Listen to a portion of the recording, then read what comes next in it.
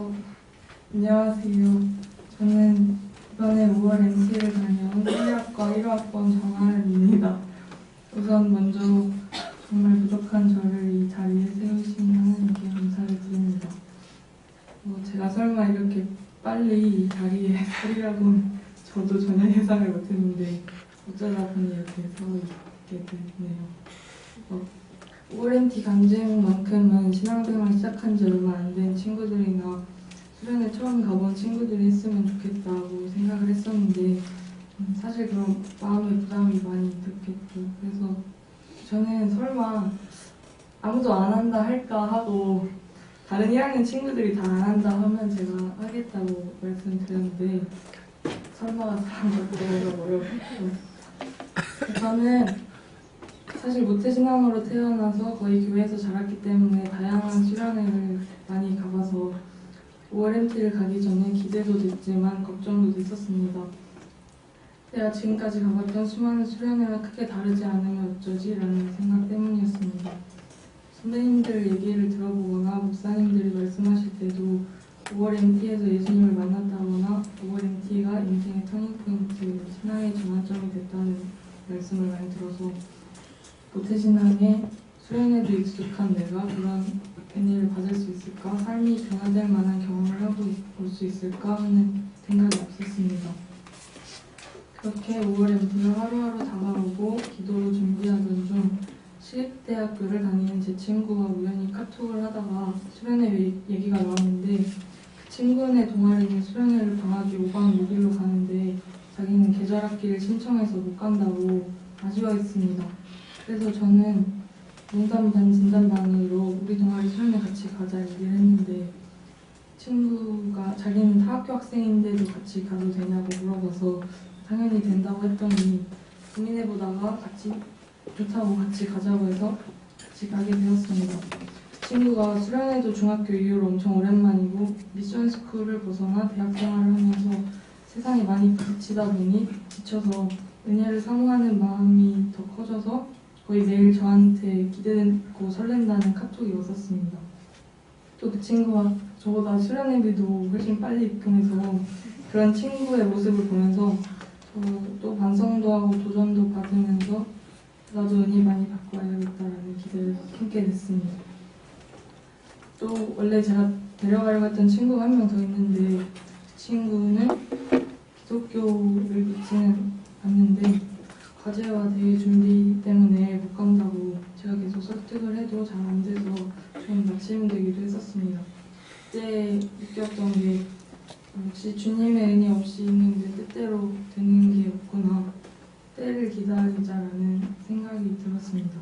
그렇게 기대하고 즐거운 마음으로 하지만 같이 못 가는 친구 때문에 조금은 아쉬운 마음으로 수련회에 도착했습니다. 처음에는 말씀이 조금 어렵고 몸도 피곤해서 하나님이 주시고자 하는 은혜를 제가 다 못 받는 것 같은 느낌에 나만 이런 건가 싶고 괜히 뭔가 부끄럽기도 하고 속상하기도 했습니다. 그리고 인간적인 생각으로 그 전도하고 싶었던 친구를 못 데리고 온 게 차라리 잘 된 건가 하는 생각이 들기도 했습니다. 그렇게 첫째 날과 둘째 날 3번의 강의를 모두 듣고 나서 강의는 좀 어려웠지만 말씀을 많이 열심히 읽어야겠다는 생각이 들었고 어릴 때 종종 생각했던 죽음과 영생에 대해서도 다시 한번 생각해 볼 수 있었고 조원들과도 같이 그에 대해 나눠볼 수 있어서 좋았습니다. 저는 조별 모임이 진짜 좋았는데 단순히 말씀만 듣고 끝나는 게 아니라 서로 나누면서 각자가 놓쳤던 부분이나 미처 생각 못했던 부분까지 다시 생각해 볼 수 있었고 서로의 경험들을 나누면서 격려와 위로가 되는 따뜻하고 훈훈한 시간이었던 것 같습니다. 하지만 전체적으로 뭔가 기대했던 뜨거운 찬양과 기도, 충만한 은혜와는 좀 거리가 있던 것 같아서 약간 아쉬웠습니다. 그냥 그 정도이다가 hen즈를 보게 되었는데 전 처음에 hen즈라고 해서 그 교회에서 흔히 하는 블랙라이트 같은 건 줄 알았는데 성극이어서 신기했고 점점 집중해서 보는데 많은 생각이 들었습니다. 성극을 했던 분들이 저렇게 하나님께 쓰임받는 모습이 아름다웠고 그걸 보는 우리에게 은혜를 주시는 하나님께 감사했고 다시 한번 예수님의 사랑을 느낄 수 있던 시간이었습니다.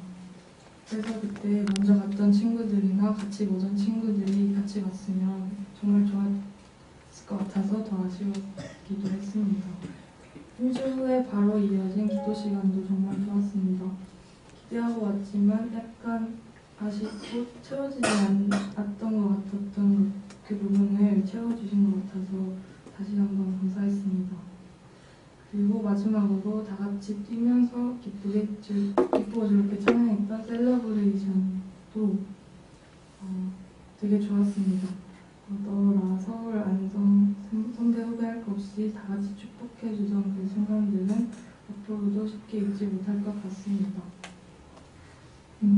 인생 문제 대수련회 정말 좋았습니다. 많이 느꼈던 건 정말 내가 함부로 주님이 주시고자 하는 은혜를 내 생각과 지식으로 제한하려면 안 되겠구나. 또 그런 무난한 내 모습에도 불구하고 은혜를 주시는 사랑의 하나님께 감사하다였습니다. 또 수련회 중에 계속 같이 못 갔던 친구 생각이 났는데 앞으로 더 전하고 기도해야겠다고 생각하게 되었습니다. 마지막으로 수련회가 제가 처음에 얘기했던 인생의 전환점이나 터닝포인트 같은 엄청난 일로 제 인생에 남지 않더라도 그때그때의 족한 은혜를 주시는 하나님의 사랑에 감사하기로 마음을 먹었습니다. 주님의 다음 없으신 은혜에 감사하며 간증을 마치겠습니다. 감사합니다.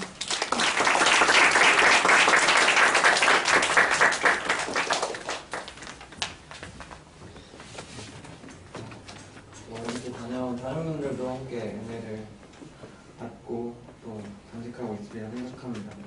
나누지 못한 것들은 또 개인적으로나 성령분들한테 나눠주셨으면 감사합니다. 오늘 같이 말씀 읽겠습니다. 오늘 함께 낭독할 말씀은 마태복음 8장 5절부터 13절 말씀입니다. 마태복음 8장 5절부터 13절 말씀입니다. 제가 한 절, 여러분이 한 절 낭독하시고 마지막 절은 합독하시겠습니다. 예수께서 가버나움에 들어가시니 한 백부장이 나와 간구하여 이르되 주여 내 하인이 중풍병에 오시에 누워 묻히 괴로워하느냐. 이르시되 내가 가서 고쳐주리라. 백부장이 대답하여 이르되 주여 내 집에 들어오심을 나는 감당하지 못하겠사오니 다만 말씀으로만 하옵소서. 그러면 내 하인이 낫겠사옵나이다. 나도 남의 수하에 있는 사람이고 내 아래에도 군사가 있으니 이더러 가라 하면 가고 저더러 오라 하면 오고 내 종더러 이것을 하라 하면 하나이다. 예수께서 들으시고 놀랍게 여겨 다른 자들에게 이르시되 내가 진실로 너희에게 이르노니 이스라엘 중 아무에게서도 이만한 믿음을 보지 못하였노라. 또 너희에게 이르노니 동서로부터 많은 사람이 이르러 아브라함과 이삭과 야곱과 함께 천국에 앉으려니와 그 나라에 본 자손들은 각각 어둠에 쫓겨나 거기서 울며 이를 갈게 되리라. 예수께서 백부장에게 이르시되 가라 내 믿은 대로 될지어다 하시니 그 즉시 하인이 나으니라. 네, 오늘 귀한 말씀 전해주실 이혁기 목사님을 소개하겠습니다. 이혁기 목사님은 중앙대학교 사회복지학과를 94학번으로 졸업하셨고 합동신학대학원 대학교에서 목회학 석사를 졸업하셨습니다. 전 중앙대학교회, 건의학교회, 대립교회에서 부교역자로 섬기셨으며 전 열린우리교회 협력사역자로 섬기셨으며 현 중앙대 기독학생연합회 지도위원으로 섬겨주고 계십니다. 오늘 남의 수하에 있는 사람이라는 제목으로 설교 전해주실 때 큰 은혜를 받으시기 바랍니다.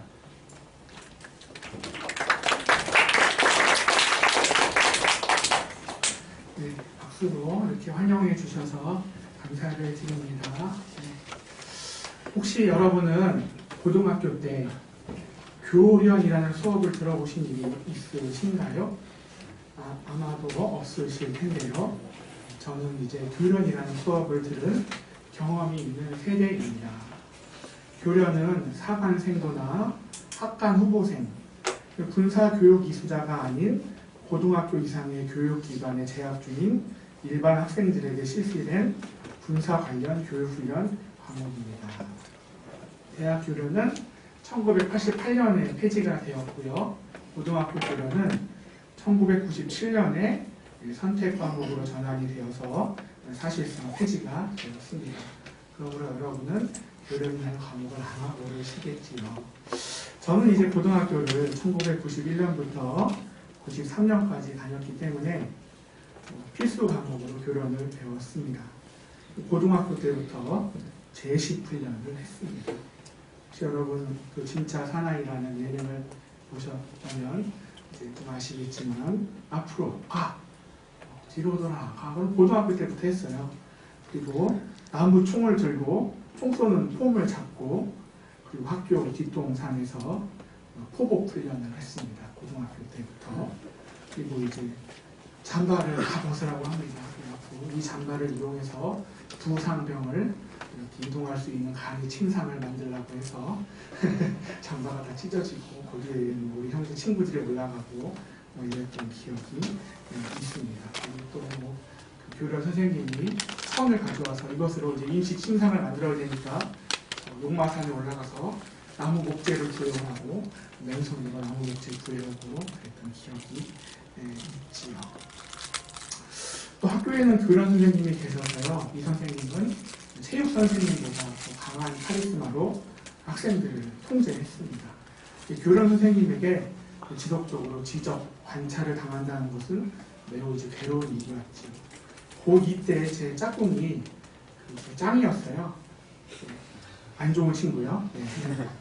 근데 이제 그 친구가 얼마나 그 친구들을 괴롭히는지 아무튼 그 광진구에서 굉장히 유명한 친구. 그래서 원정 가서 다른 학교 짱하고 원정 누가 우리 광진구의 짱이냐 이렇게 하고 이랬던 친구인데 그 친구조차도 교련 선생님만큼은 피하고 교련 선생님에게 순종적으로 이렇게 대했던 그런 이제 선생님이었어요.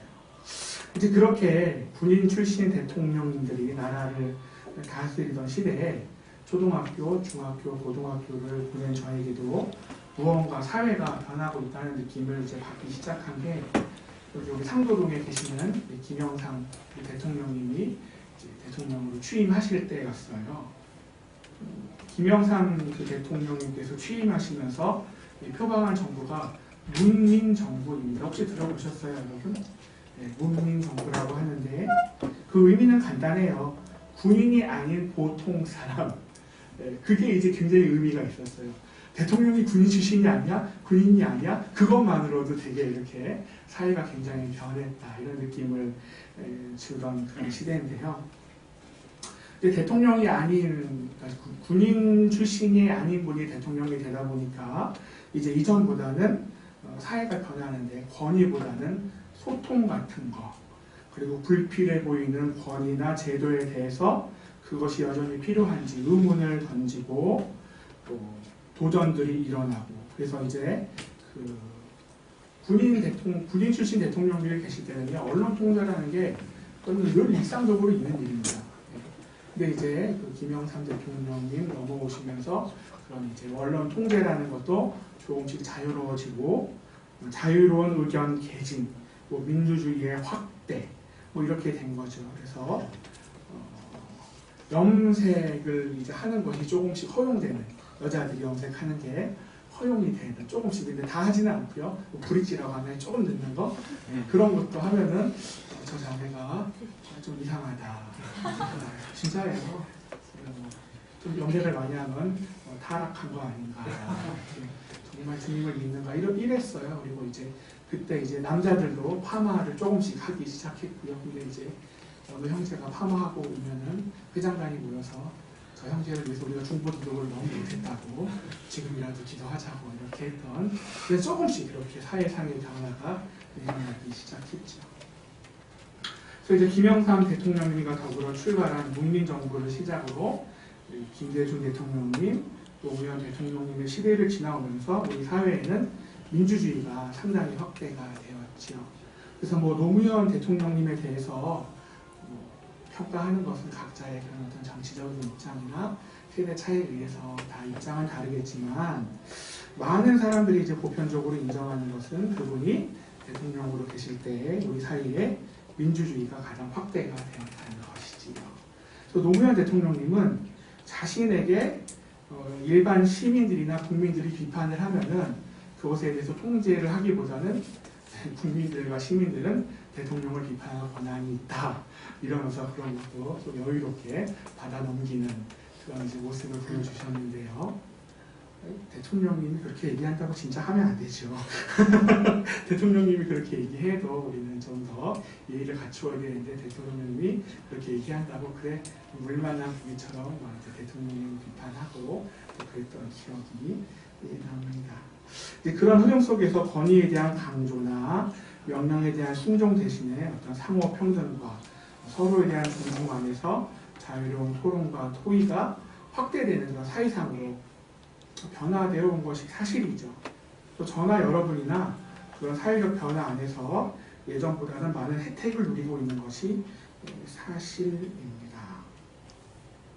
제가 이제 군에서 처음으로 대통령 투표를 해봤는데요. 그 당시만 해도 그냥 간부가 와서 1번 찍어 이렇게 하던 그런 게 남아 있었어요. 네, 정말로 그랬습니다. 네, 그래갖고 그 투표조차도 굉장히 통제가 되고 그랬던 기억이 있는데요. 사실 우리가요 조선시대에 태어났으면은 우리는 대부분 평민 또는 노비였을 거예요. 1960년 숙종 16년에 신분 계층을 살펴보면 양반이 9.1%였고요. 상민 또는 평민이 53.7%, 천민이 37.1%였다고 하니 저나 여러분이나 시대를 잘 만난 것은 사실인 것 같습니다. 그러므로 여기 계신 분 중에는 어떤 민주주의의 가치를 부정하거나 비난하거나 공격하는 사람은 아마도 없겠죠. 저도 민주주의의 가치를 매우 인정하고 존중하기를 원합니다. 불합리한 명령을 하면서도 권위에 대한 무조건적인 충성에 기반하여 일방적인 맹종을 요구하는 것은 잘못된 것이죠. 또 우리 사람들 사이에서의 대화와 소통은 매우 중요하죠. 저도 이제 군 생활을 해보고 또 약간의 사회생활을 해봤지만 제 경험으로 봐도 일방적으로 권위의 맹종을 요구하는 분들은 다른 사람들을 좀 인격적으로 대해주지 않았던 그런 기억이 있고 저도 이제 그런 약간의 사회적인 상처랄까 그런 게 있는 게 사실이죠. 하지만 저는 오늘 민주주의를 넘어서서 모든 형태의 권위나 기존 조직을 해체하고 모든 질서를 향해서 그 정당성에 의문을 던지고 때에 따라서는 모든 형태의 권위를 부정하는 이런 포스트 모더니즘적인 시대상이 과연 하나님을 믿는 우리에게도 유익하기만 한 것인지 한번 이야기를 해보려고 합니다. 왜냐하면 이런 민주주의 사회에서 각 개인의 자유가 확대되고 권위 대신에 소통과 대화가 강조되는 것은 좋지만 모든 형태의 권위에 대해서 그 정당성을 따지고 날카로운 비평의 칼을 대고 인간 사회에 하나님께서 제정하여 주신 그런 가정이라든지 국가라든지 이런 것들을 그냥 어떻게 보면 비판하는 것이 어떻게 보면 일상화되는 것은 좀 문제가 있어요. 그리고 그러한 태도가 우리의 신앙과 인격에도 침투에 들어와서 하나님을 대하는 데 있어서도 그럴 가능성이 있습니다.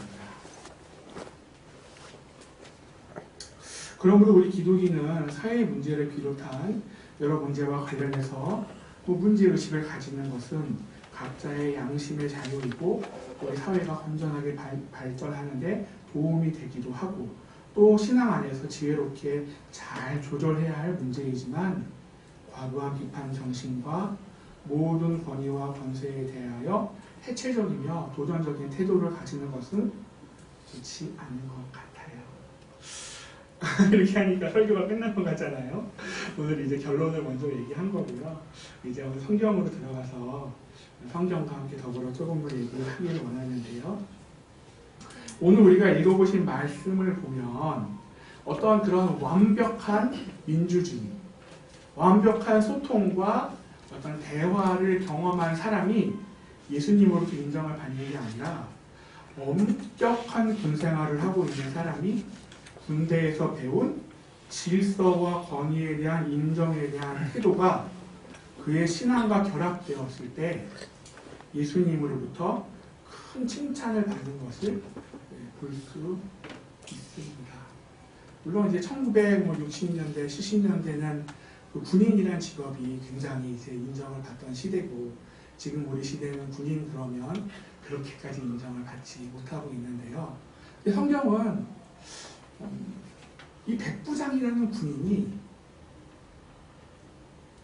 예수님에게 굉장히 예외적인 칭찬을 받는 것을 보여주고 있습니다. 이 백부장은 로마 시대의 하급 장교예요. 일반적으로 알려지기는 100명 정도의 군인을 통제한다고 알려져 있지만 사실은 50명에서 100명의 매우 탄력적인 숫자에 통제하는 그런 하급 장교였다고 합니다.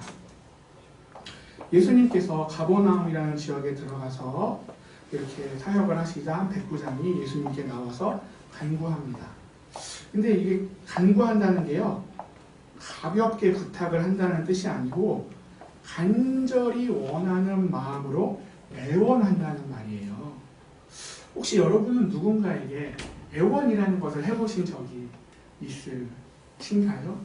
아주 뜨겁게 사랑을 해보셨다면 날 제발 떠나지 마세요. 나를 정말 나의 사랑을 받아주세요. 그러한 경험이 있을 수도 있죠. 여러분이 나이가 젊다고 하셔도 그런 경험이 없다는 보장은 없는 거죠. 물론 속으로야 많은 것들을 애원할 수 있습니다. 저도 그런 종류의 애원은 많이 해봤는데요. 사실 다른 사람의 눈치를 보지 않고 이 백부장처럼 정말로 애원이라는 것을 해본 적이 있는지 설교를 준비하면서 생각을 해봤어요. 근데요, 없는 것 같아요. 여러분은 있으신가요? 정말 애원이라는 걸 해본 적이 있으세요? 사실 저도 부모님이 계시고 서울에서 태어나 마포와 중남구와 광진구에서 생활을 해왔고, 중앙대학교나 명문대학을 졸업했고, 또 전주이시 양정대군파 20대 손으로서 제가 이렇게 이런 사람인데요, 넘치도 없이 어디 가서 애원이라는 걸 할 수 있겠어요? 못하지요. 애원을 하기보다는 죽지요.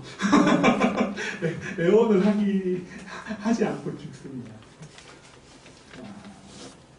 애원을 하려면 자신의 어렵고 갑갑한 현실을 참되이 인정해야 하고, 애원을 하는 대상이 나의 문제를 해결해 줄 수 있는 분이라는 것을 알아야 하고, 그 문제만 해결될 수 있다면 내가 이렇게 애원을 하는 것을 다른 사람들이 봤을 때 아이고 체면도 모르고 창피한 줄도 모르고 저러네 라는 것을 신경 쓰지 않아야 가능하죠. 그러므로 우리가 평생 살면서 애원이라는 것을 해보지 못했다면 이 백부장이 예수님께 나와서 이르되 주여 내 하인이 중풍병으로 집에 누워 몹시 괴로워합니다. 제발 좀 이 하인을 고쳐주시옵소서 라고 하는 그 마음에 우리가 사실은 도달을 못해요. 남의 이야기의 가능성이 굉장히 높다는 것입니다. 병자의 마음은 병자가 잘 이해하고 가난한 자의 마음은 가난한 자가 잘 이해하듯이 이 백부장의 마음은 애원이라는 것을 해본 사람이 이해할 수 있지. 여기다가 이 백부장은요, 로마의 지배지인 유대 땅에 파송되어 나와 있는 로마의 장교예요, 장교. 예수님은요, 신분적으로나 경제적 능력이나 정치적인 능력으로 보면요, 별 의미가 없는 분이에요. 근데 이 사람은 로마의 장교잖아요. 여러분, 그 일제 시대 때 일본 장교가 한국 사람한테, 한국의 평민 농부한테 와서 애원할 일이 있나요? 없잖아요. 없어요. 오히려 정반대가 돼야겠죠. 그런데도 이 백부장은 자기를 낮추고 애원을 합니다. 그러므로 신앙이라는 것은요, 예수님을 높으신 그대로 대우해드리고 자기는 예수님 앞에서 낮은 존재로 인식하는 것입니다. 백부장이 이렇게 애원하자 예수님께서는 친절하게도 내가 가서 고쳐주겠다고 합니다. 사실 제가 예수님 당시에 살았다면은 저 한번 생각해봤어요. 나 그렇게 할 수 있을까? 여러분 어떠세요? 여러분 예수님 찾아가서 애원할 수 있나요? 모르겠어요. 여러분 중에 있을지도 모르겠어요. 저는 안 될 것 같아요. 그냥 아이고 힘들다 그냥 죽자 그러지 창피하게 체면이 있는데 어떻게 그러겠어요. 또 사실 예수님이 내가 가서 고쳐주겠다 이런 얘기를 해주셨으면요 저는 좋지요 저희 집으로 갑시다 앞장섰을 것 같아요. 그런데요 이 백부장은 굉장히 놀라운 고백을 해요. 그 고백은 주여 내 집에 들어오심을 나는 감당하지 못하겠사오니 다만 말씀으로만 하옵소서. 그러면 내 하인이 낫겠사옵나이다. 나도 남의 수하에 있는 사람이요 내 아래에도 군사가 있으니 이더러 가라 하면 가고 저더러 오라 하면 오고 내 종도로 이것을 하라 하면 하나이다. 입니다. 사실 여기에서 발굴할 내용은 굉장히 많은데요. 저는 오늘 나도 남의 수하에 있는 사람입니다라는 고백 요거 하나만 집중해서 나머지 이제 설교 내용을 집중해 보기를 원하는데요. 나도 남의 수하에 있다는 말은요. 자신이 예수님의 수하라는 뜻이에요. 여러분 혹시 누구의 수하 생활을 해보신 적 있으신가요? 우리 군대 갔다 온 형제들은 있겠지요. 근데 이제 수하 생활을 안 해보셨으면은 이게 무슨 말인지 모를 수가 있어요. 이제 경현 형제 이제 대학교에 출석하니까 가끔 만나는데 우리 전전대 회장님 이제 지금 대학원에서 이제 조교와 더불어 석박사 통합과정을 하고 있는데요. 아침 9시에 출근해서 밤 11시 반에 퇴근을 하신답니다. 월요일부터 토요일까지. 네. 그래서요, 여러분 학부생들은 잘 모르지만 그냥 농담으로 하는 말이 대학원생들은 우리가 교수님의 노예다. 이렇게. 근데 이제 교수님들이 그냥 막 부려먹는 건 아니고요. 장학금도 주시고 일정의 생활비도 주시니까요. 네. 그리고 제가 경영제 보고 웃으면서 그랬어요. 좀 일찍 들어가. 네, 그랬더니 석사 1차 학기에는 그랬대요. 근데 왠지 시간이 지날수록 그럴 수 없는 자기를 발견하라 그렇게 얘기를 하는데요. 생각을 해보세요. 내가 예수님의 수하라는 게 무슨 이게 신앙이에요? 여러분 생각해보세요. 예수님 나는 당신의 수하입니다. 예수님이 정말 놀랍다. 유대인들은 다 쫓겨나고 이방인들이 천국에 들어올 거다. 이해가 돼요? 우리는 예수님 저희 위해 죽어주세요. 제 발 좀 닦아주세요. 고맙다. 이렇게 맨날 이러잖아요, 우리는. 네. 조금 더 얘기를 한번 해보도록 하겠습니다. 피식민지의 평민이 본토에서 파송받은 장교의 아래에 있어야지 결코 위가 될 수 없는 것입니다. 하지만 이 백부장은 어찌된 일인지 이런 고백을 합니다. 자기가 예수님의 부하고 아랫사람이고 예수님의 통치와 지배를 받는 사람이라고 합니다. 지배한다는 말에는 우리 조금 안 좋은 어감이 있는데요. 헬라어나 영어로 들어가면 지배한다, 통치한다, 다스린다는 말이 별 차이가 없어요. 이 백부장의 고백을 원어로 들어가서 보면 그 정확한 의미는 나는 권위 아래에 있는 사람입니다. 영어로 저 영어 잘 못해요. For I am a man under authority. 저는 이 고백이 매우 놀라운 고백이라고 생각을 해요. 사실 저도 군생활을 해봤기에 이 군생활을 통해서 무엇을 얻었나 생각해보면 노화를 얻고 병을 얻고 고생을 얻고 칼바람을 얻고 정말 뭘 얻었는지 정말 제가 20대 후반, 30대 초반까지 악몽만 꿨다 하면 군대에 재입대하는 꿈 그리고 작년에도 한번 꿨다는 거 아니에요. 정말 근데 이거 군대 갔다 온 형제들은 다 공감합니다. 군대 갔다 온 형제들 그런 꿈 안 꿔본 사람 없을걸요. 그러면 이제 제가 이런 생각을 했을 때 그런 꿈을 꾸면은 내가 그때 그것을 거절할 수 있는 내 답변을 만들어놨어요. 그건 뭐냐면은 나는 군대를 갔다 왔습니다. 병적 기록부를 보십시오. 이런 말도 안 되는 소리입니다. 제가 그 꿈에서 집어치기를 했어요. 입니다. 뭔 얘기예요, 정말. 정말 그랬던 이제 기억이 이렇게 나는데요.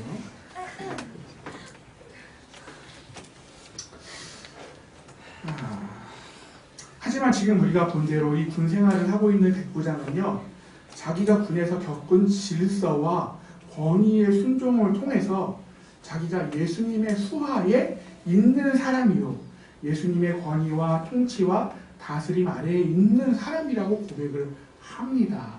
그리고 그 고백을 함으로써 예수님에게 큰 칭찬을 받게 되는데요. 지금 우리 사회는 사실 민주주의를 넘어서 포스트 모더니즘의 영향력 속에서 모든 형태의 질서와 권위를 해체해가고 있습니다. 여러분, 우리 사회에서 모든 종교가 지금 축소되고 있는 것을 혹시 알고 계시나요? 천주교, 불교, 대부분의 종교가요, 점점 종교인들이 줄어들고 있는 게 현실이에요. 이런 시점에서 우리가 사람에게 주어진 권위를 해체하는 것을 넘어서서 교회의 권위도 해체하고 성경도 해체하고 예수님이 직접 세우신 교회의 직분도 해체하고 그러다 못해 하나님의 권위까지 해체해가고 있는 것은 아닌지 저는 염려스럽게 바라보고 있습니다. 물론 하나님이 주시지 않은 권위, 또한 잘못 세워진 권위, 특정인들의 이익만 대변하는 권위는 분명히 문제가 직접 당하게 되고 정당성의 의문을 표시하고 권위를 수정하고 정정해 나가야 되는 것은 사실이죠. 하지만 우리 기독학생 여러분들, 하나님과 예수님을 막 대해도 되고 너무 편하게 대해도 되고 때에 따라서는 내 기분 따라 해체하고 분해해도 되는 그런 분으로 생각하지 마시기 바랍니다. 하나님과 예수님은 우리보다 매우 높으신 분입니다. 그 켄터키 할아버지처럼 그냥 인상 좋으신 분이셔서 내가 무슨 짓을 하든 자유로운 눈빛으로 그랬죠? 이렇게 쳐다보는 분으로 우리가 생각하고 무슨 죄든지 무슨 악행이든 무슨 불신이든 그냥 다 받아들이는 분으로 바라보면 안 되지요. 예수님은 참되이 회개하는 자에게 언제든지 자비를 베푸시지만 예수님이 회개하는 자에게 자비와 긍휼을 베풀어 준다는 이유 때문에 예수님을 가볍게 대하면 안 됩니다. 하나님은 오늘 우리 앞에 생명과 사망과 화를 두신 분이십니다. 다른 신들에게 우상 숭배하지 말라고 명령하신 분입니다. 하나님의 이름을 망령되이 부르지 말라고 하셨습니다. 내 부모를 공경하라고 하셨습니다. 또한 그 하나님은 신명기의 말씀들을 통해서 부모를 경홀히 여기는 자에게 저주가 있을 것을 선포하시고 아멘으로 대답하라고 하셨습니다. 이웃을 암살하는 자에게 저주를, 무죄한 자를 죽이려고 뇌물을 받는 자에게 저주를, 장모와 동침하는 자에게 저주를, 짐승과 성관계하는 자에게 저주를 선포하신 분이어서 하나님이 하신 모든 축복의 말씀도 이루어질 거지만 하나님이 하신 모든 저주의 말씀도 하나도 땅에 떨어지지 않고 다 이루어질 것입니다. 하나님을 향해서 아람 군대가 말했습니다. 이스라엘아, 하나님은 산의 신이야. 골짜기의 신은 아니지. 그러므로 산에서는 싸우지 말고 골짜기에서 싸우자. 하나님 그거를 다 들으시고 내가 온 땅의 여호와인 줄 그들로 알게 하리라. 그래서 하룻밤에 보병 10만 명이 아람 사람들이 죽어나갔어요. 시대상의 변화라는 것은 그 변화대로 받아들일 수밖에 없어요.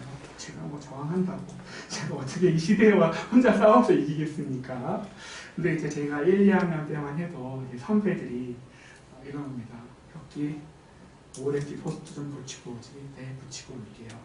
그러면서 포스터 한 150장을 들려주십니다. 이거 다요? 그래, 다 붙이고 와. 그러면은 형제 하나 불러갖고 한 3-4시간 걸리면서 캠퍼스를 돌아다니면서 이 포스터를 붙입니다. 근데 모르겠어요. 그때는 그거를 그렇게 붙이는 게 재밌기도 했고요. 그리고 다 붙이고 오면서 내가 하나님 나라에 뭔가 기여했다는 뿌듯함, 그리고 선배들에게 다 붙이고 왔습니다라고 보고할 때 자신감, 그런 했다고요. 이런 것들 있었는데요. 이제 그런 시절은 올 수 없는 거겠지요. 이제 포스터 한 장도 붙여주셔도 될까요? 안 되겠죠? 한번 부탁 좀 드려도 될까요? 홍보 부원님, 이런 시대가 된 거 아닙니까? 한 장이 안 된다면 반 장이라도 이렇게 한 장을 찢어갖고 당신이 위를 붙이시고 형제가 장을 한 장 더 붙이면 상처 받으시죠. 공부하셔야 되는데 이런 시대가 됐잖아요. 그래서 미안합니다. 감히 제가 이런 부탁을 이렇게 네. 이제 포스트 모더니즘의 사회상 속에서 교회의 권위가 무너지고 해체되는 것은 이미 한참 전에 시작이 되었고요. 이제 하나님과 예수님의 권위마저 해체되고 있는 것은 아닐까요? 그러므로 이 백부장이 군대 조직 안에서 상급자에게 대한 권위의 순종을 신앙에 온전히 적용하여서 예수님을 자기의 상전으로 그리고 자신을 예수님의 아랫사람으로 생각하여 예수님에게 큰 권위를 드리고 완전한 순종의 의지를 밝힌 것은 너무나도 그의 신앙에 유익했습니다. 그러므로 군생활을 통해서도 하나님은 합력하여 선을 이루시고 군에서도 배운 것이 신앙에 적용이 될 수도 있는 거예요. 그러므로 우리 형제들 군대 잘 갔다 오시기를, 저를 위해서 나라를 지켜주시기를, 형제들이 나라를 지켜줄 때 저는 형제들을 믿고 밟히고 자겠습니다. 그러므로 신앙은 예수님을 내가 바로 곁에서 지근거리에서 모시고 있는 윗사람으로 인식을 하는 거예요. 저 멀리 계신 사단장님, 1년에 한번 볼까 말까한 참모 총장님이 아니라 무슨 일이 있어도 그 명령대로 순종해야만 하는 그러한 직계 상급자로 인식하는 것입니다. 사실 우리가 이렇게 살다 보면요, 예수님을 우리과 교수님만큼도 대우 안 해드릴 수 있어요. 교수님만큼만 대우해드려도 잘하는 거죠. 우리 조교님만큼도 대우를 안 해드리잖아요. 한번 생각해보세요. 여러분에게 교수님이 크니까 예수님이 크니까, 여러분에게 예수님이 크니까 조교가 크니까. 네. 생각보다요, 우리가 예수님을요 그냥 가볍게 대해요. 가볍게. 물론 우리 시대는 모든 것을 가볍게 부담감 없이 이렇게 해야지 행복한 시대잖아요. 너무 의미를 주면 안 되잖아요. 너무 부담감을 주면 안 되는 시대니까. 내가 기분이 좋으면 하나님이지만 어떨 때는 예수님을 완전히 남으로 대해요. 그리고 완전히 암령몰수합니다. 작년 수련회 때 주님밖에 없어요. 주여, 주님의 발을 붙잡고 아버지 이러다가 얼마 있으면은 누구세요? 누구신지 무슨 척을 하세요? 진짜 이런 데니까요. 네. 이제 제가 이런 이야기를 하면 목사님 너무 쉬운 설교예요. 저보고 설교하라고 해도 그 정도는 하겠습니다. 이런 분이 있을 수 있는데요. 만약에 그런 분이 있다면 여러분의 시간을 허비하게 한 것을 제가 용서를 구하겠습니다. 그리고 이 뻔한 설교의 내용을 잘 읽는 분이 있다면 저에게 한 수를 가르쳐 주시기 바랍니다. 정말 제가 여러분에게 배워서 제 신앙이 성장할 수 있다는 걸 배워야지요. 하지만 예수님이 이 백부장의 믿음을 칭찬하실 때 그의 믿음을 매우 예외적인 믿음으로 칭찬하신 것을 보면 예수님을 나보다 높은 분으로 인식하고 어떠한 일이 있어도 순종해야 할 나의 상급자로 인식한 신앙을 가진 사람은 많지 않은 것 같아요. 하나의 분위기, 문화로 기독교를 받아들일 수는 있지만 내가 존귀하게 대하고 순종해야 할 그러한 분으로 예수님을 인식하는 사람이 얼마나 있을까요? 사실 우리의 신앙은요, 일단 감성적입니다. 그리고 감정적이지요. 무엇인가 멜랑콜리합니다. 무엇인가 내적 치유를 받아야 할 것 같고, 왠지 우리 형과 누나들을 보면 한번 안고서 울어야 될 것 같고, 무엇인가 우리는 부드러워야 하고, 우리 목사님은 인자해야 하고, 뭔가 우리 SCM은 스펀저처럼 푹신푹신해서 내가 정말 그 안에 쏙 들어가고 싶고, 마시멜로처럼 싹 녹아 들어가는 그런 것 같아야 되고. 하지만 오늘 이 백부장은 예수님을 권위자와 윗사람으로 대하는 그 군대의 전통, 어떻게 보면 딱딱해 보이고 어떻게 보면 교회가 저래야 돼 하는 그것을 가지고 예수님한테 인정을 받았습니다. 사실 우리가 사회생활을 하거나 군생활을 하다 보면 마음속에서는 진정으로 따르지 않거나 속으로는 권위를 인정하지 않으면서 앞에서만 그런 척하는 경우가 있지요. 하지만 예수님께는 그러한 태도가 통하지 않아요. 예수님께는 가식이 통하지 않습니다. 예수님하고는요, 밀당을 하면 안 돼요. 예수님하고는 주도권을 놓고 싸우면 안 됩니다. 그 트로트 가수 장윤정 씨 부인인 그 도경환 씨가 그 아나운서 선배님한테 남녀 사이에는 주도권을 잡아야 돼. 밀리면 안 돼. 그래서 그 이제 도경환 씨가 장윤정 씨한테 뭐가 기분 안 좋아서 야! 그랬대요. 그랬더니 장윤정이 눈을 닫고 들어가더니 야가 어디니? 그래가지고 아무 말도 못하고 본전도 못 찾았다고 하는데요. 정말 이상한 건 우리가 예수님하고 주도권 싸움을 해요. 예수님하고도 밀당을 합니다. 아, 예수님 한 번만. 아, 오늘 한 번만. 밀당을 한다니까요, 예수님하고. 뭐 어쩔 때는 예수님이 너무 좋다 그랬다가 그냥 갑자기 자기 감정 라인에 푹 빠져갖고 나 예수님 오늘 시큰둥해요. 예수님 나 오늘 기분 나빠요. 뭐 어쩔 때는 예수님 심심해요. 이러다가 어쩔 때는 나 기분 나쁘다 들어갈 거야. 씨 재수없어. 뭐 이러고 막 예수님한테 막 그래요 진짜로. 농담이 아닙니다. 그게 우리의 현실이에요. 우리 여러분 군대 갔다 올 형제들 가면 알겠지만 막 우리 이제 이때 이등병인데 중대장이 나한테 김대장님 띵띵해. 뭐랄까요? 뭐 이럽니까 뭐? 중대장이 뭐 이러고 나 삐졌어 뭐 이러고 예수님 뭐 어떡하자는 거야 도대체 예수님하고 뭐 예수님하고 자기 혼자 막 예수님은 멀쩡히 살아계시는데 예수님 그러면 어떤 예수님 막 버쳤다가 빼쳤다가 안장다리 걸었다가 사랑해 막 이랬다가 뭐 자기 혼자 뭐 난리 부르스야. 그냥 예수님은 언제나 그 자리에 그렇게 계시는데 밀당 뭐 밀당의 황제들이야? 진짜. 네. 근데 남녀 사이에는 좀 필요하죠. 어떡하겠어요. 사람 사는 게 남녀 사이에 있을 수 있는데요. 이 백부장은요. 이더러 가라 하면 가고 이다러 오라 하면 오고 내 종도로 이것을 하라 하면 하겠다는 그런 순종의 태도가 예수님과 나의 관계 속에 성립이 되었다고 합니다. 뭐 이제 교회를 뭐 얼마나 다녔는지 뭐 교회에서 뭐 직분을 맡고 있는지 의미가 있지요. 하지만 내가 얼마나 뭐 교회 경험이 많은지 내가 얼마나 선지자 노릇을 하고 병을 고치고 귀신을 내어 쫓고 얼마나 많은 전도를 했는지도 사실은 좀 부차적인 문제고요. 오늘 말씀에서 가장 중요한 문제는 내가 예수님의 직계 수하이냐 그분의 권세 아래에 있는 사람이냐. 예수님이 나보고 혁기야 가라 그럼 네. 혁기야 오라 하면 네. 이게 되냐는 거예요. 이게 되고 있냐는 거예요. 네. 우리 기독학생 여러분들에게 부탁을 드립니다. 민주주의의 가치는 더 권장해야 하지만 여러분 하나님을 해체하지 마십시오. 예수님을 해체하지 마십시오. 하나님을 하나님의 자리에 예수님을 예수님의 자리에 모시고 대우해드리기를 바랍니다. 포스트 모더니즘의 특징은 권위의 도전이며 권위의 해체입니다. 근데요 여러분 혹시 해체해 본 적 있으세요? 해체하는 게 굉장히 재미있습니다. 여러분 불놀이 재미나요? 재미없나요? 사람은요 찍고 태우고 이런 거에 재미를 느껴요.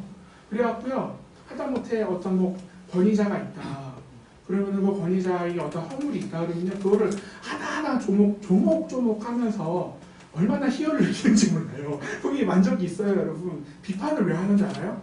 재밌어서 하는 겁니다. 그 얼마나 재밌는데요. 저는 잘 모르죠. 네, 해본 사람만 알 거예요. 네. 근데요 이 포스트 모더니즘의 해체의 뜻은 뭐냐면요 해체했어. 자 이제 뭘 건설할 거야? 건설이 없어요. 해체하면 끝입니다. 거기가 끝이에요. 그럼 이제 해체하고 나니까 아무것도 없잖아요. 그럼 허무주의로 가요. 그럼 허무주의로 가면 아무것도 없네. 뭐 쾌락이라도 살짝 쾌락주의로 가다가 쾌락주의가 아닌 비관주의. 그럼 끝이에요. 그게 이제 포스트 모더니즘의 끝입니다. 아마 우리 사회상이 아마 그러한 사회로 이제 더 나가게 될 거예요. 권위의 도전, 해체의 시도, 포스트 모더니즘이 갖고 있는 특징이 하나님과 여러분의 관계에 침투하지 못하게 하시기 바랍니다. 그런 태도가 여러분의 신앙과 여러분의 인격에 들어오지 못하게 하시기 바랍니다. 예수님은 인간의 육신을 입고 우리에게 섬김의 종으로 다가오셨지만 그분은 원래 정의의 하나님이요 공의의 하나님이며 우리와 같은 죄인은 그분 앞에 눈도 뜰 수 없는 영광과 위엄의 하나님이신 것입니다. 사실 누군가가 나에게 다가와서 무릎을 딱 꿇으면서 내가 당신을 인정하면 굉장하죠. 근데 우리는요 엄밀히 말하면 하나님 앞에서 무릎 꿇을 자격도 없어요. 무릎 꿇는 것도 아무나 하는 거 아닙니다. 이사야 선지자 알죠? 예수 하나님 만났을 때 화로도 나요. 내가 정말 죄인인데 내가 하나님 만났습니다. 그랬더니 그 제단 숯불로 했던 거 기억나잖아요. 이사야니까 그 정도예요. 우리는 예수님 앞에서 무릎도 못 꿇습니다. 예수님 앞에서 하나님 앞에서 무릎 꿇으려면 그것도 굉장히 돼야 되고요. 우리는 진짜 아무것도 아니에요. 하나님 앞에서. 정말 우리는 버러지? 정말 그 정도 레벨이에요. 이사야 41장 14절에는요 이렇게 얘기해요. 버러지 같은 너 야곱아. 나는 아니. 나 이 사람 아니야. 나 이방인인데. 나 한국 사람인데. 아니에요. 우리가 영적인 이스라엘이거든요. 하나님이 우리 보고 버러지래요. 기분 나쁘신가요? 불쾌하신가요? 이런 민주주의가 깨졌습니까? 감히 우리하고 소통을 하지 않으시고 감히 나보고 버러지라니 이렇게 됩니까? 하나님의 형상대로 우리는 존귀하지만 우리의 죄성을 따라서는 우리는 버러지가 맞아요. 인류는 끊임없이 하나님께 도전하고 하나님의 권위를 해체하려고 했습니다. 에덴 동산에서 사단이 아담과 하와를 통해서 얻으려고 했던 것이 그거죠. 하나님의 권위를 해체하고 가정을 해체하고 교회를 해체하고 하나님에 대한 믿음과 신뢰를 파괴하고 그 파괴된 자리에 자기를 동등되이 높이는 것이 사단의 목표예요. 그러면 그것에 이용한 아담과 하와는 뭘 해주냐면은 버려요. 하나님은 아담과 하와를 향하여 생각도 많고 마음도 많고 사랑도 많지만 사단은 아담과 하와에게 단 한 개의 생각도 없어요. 그는 한 가지 목적이에요. 하나님의 권위를 해체하고 가정을 해체하고 교회를 해체하고 그 해체한 자리에 자기가 서서 영광을 받는 거예요. 그러고 나면은 사람은 버리죠. 버립니다. 여러분 사단이 여러분 절대 사랑하지 않아요. 지금도 우리 사회 속에 우리의 교회 속에 우리의 가정 안에 우리의 모임 안에 하나님의 권위를 해체하고 가정을 해체하고 교회를 해체하고 또 우리 SCM의 회장단의 권위를 해체하려는 노력이 있을 수가 있어요.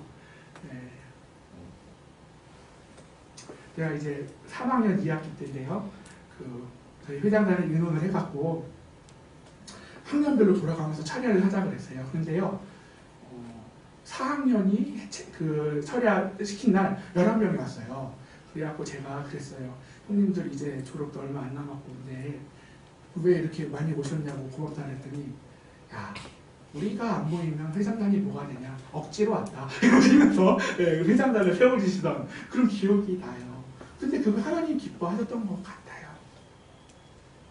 저는 근래 개인적으로 제 주변에 있는 모든 권위들을 향해서 진심에서 우러난 예의와 감사를 표현하고 노력을 하고 있습니다. 저의 어머니, 저의 은사님들, 제가 섬기고 있는 주변의 모든 어른분들, 작게는 한두 살 차이의 형님들 그렇게 하려고 노력하고 있어요. 그리고 이제까지 제가 도전하고 해체해온 하나님과 예수님의 권위를 복원하기를 원하고 있습니다. 저는 오늘 정치체제나 진보나 보수 이런 이야기를 하는 것은 아니에요. 정말 아니냐고 물어보고 싶죠. 하나도 아니냐고 물어보고 싶을 거예요. 조금은 있겠죠. 조금은 있겠죠. 하지만 제가 오늘 정말 여러분께 드리고 싶었던 이야기는 정치 문제가 아니고요. 또 그거 진심으로 아니기를 제가 원하고 있어요. 제가 오늘 여러분에게 드린 이야기는 하나님과의 관계에 대한 이야기고 여러분의 신앙과 인격에 대한 이야기입니다. 하나님께서 여러분 보고 가라 하면 가시기 바랍니다. 하나님께서 여러분에게 오라 하면 오시기 바랍니다. 그리고 그때 마지못해 하지 말고 빵긋빵긋 웃으면서 네! 기쁘고 즐거운 마음으로 아멘으로 화답하시기 바랍니다. 이제 2주 뒤에 이제 총회도 다가오고 또 우리 이제 3학년들의 마음 두근두근 뭐 그럴 텐데요. 우리 이제 3학년들 하나님이 또 이더로 가라 하면 가시고 이다로 오라 하면 오시는 3학년들 되기를 축복을 드립니다. 그리고 초기날 마치못해서 하면 될 거 아니에요. 이러지 말고 네 아멘이라는 마음으로 하셔서 아름다운 초기가 되기를 바라보는데 그런 얘기를 하려는 건 아니고 여러분의 전 인생이 하나님께 기쁘게 순종하는 삶이 되기를 축복을 드립니다.